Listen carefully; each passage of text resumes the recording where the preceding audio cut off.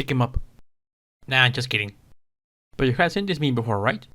The ones with the human hand and the gun pointing at the viewer? Want to know where it came from? Nick Kang live from the crime scene.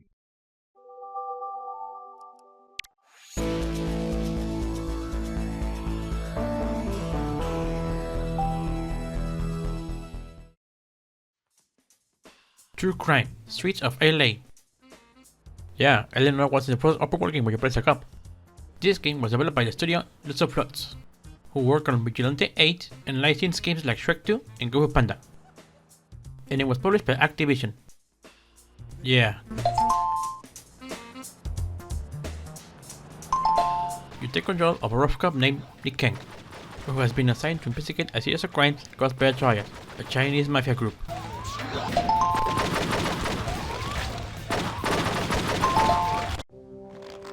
Jeez, Nick. Security guards at the mall shoot better than that. Nice shooting, Nick. I'd hate to be in your crosshairs. Your graphics look very neutral for me. Not too old, not too modern. Not to mention the attention to detail, like the facial expressions.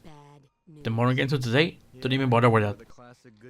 So you won't tell me where it is? No.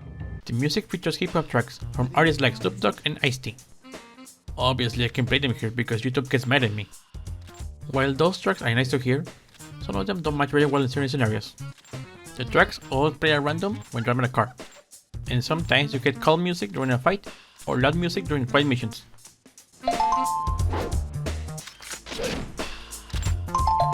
The game, at first glance, shares a lot of similarities to classic Grand Theft Auto, aside from the career world. The game's missions are divided in episodes, divided in acts, each one with different gameplay. Driving, fighting, shooting, and stealth. In driving mode, you're chasing criminals, following a suspect unnoticed, get to the goal within the time limit, or explore the city of LA before doing a mission. In other words, free roam.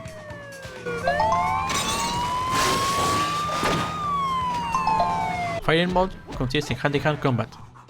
As epic as it looks, there is not much strategy.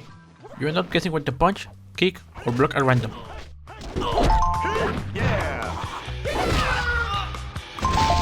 Shooting mode is the most simple part of the game. Just take cover and shoot.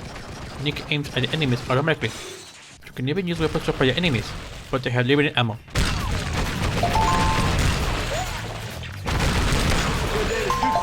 Lastly, stealth mode. Just don't get spotted. But wait, there's a twist. You see the giant symbol in the corner of the screen? That's the good cop bad cop meter. Sorta like the other meter from Red Dead. Nick can gain or lose a point depending on his actions and how he defeats criminals. For example, in stealth mode, locking a car with carry chop gains a good cop point. Snapping their necks is a safe method, but you gain a bad cop point. This game has multiple endings, and Nick must become a good cop and not fail a single mission in order to see the true finale. Name's Nick Kang, and I'll be your arresting officer today. One final mechanic in the game are the upgrades. You can level up Nick's abilities by walking to the blue spots on the map, but they cost badge points.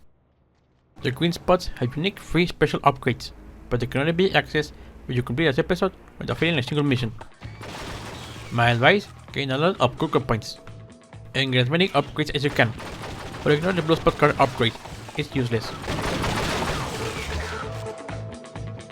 And there you have it. The idea of playing as a cop instead of a criminal was a welcoming change at this time, but most of the content didn't hold up very well. It takes a lot of time to get used to controls, so practice and patience are key to progression. Driving around the city is cool and all, but you'll eventually get tired of watching buildings. I mean, come on, a year later San Andreas came out.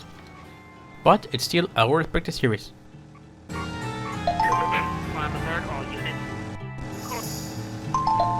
I recommend this game for those who are fans of the 6th generation, or simply fans of the early 2000s culture.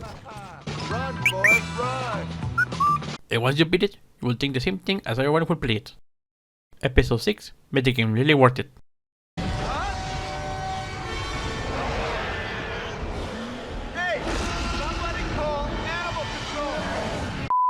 We see him in Call of Duty, Fortnite, Looney Tunes, why not here too? Is it?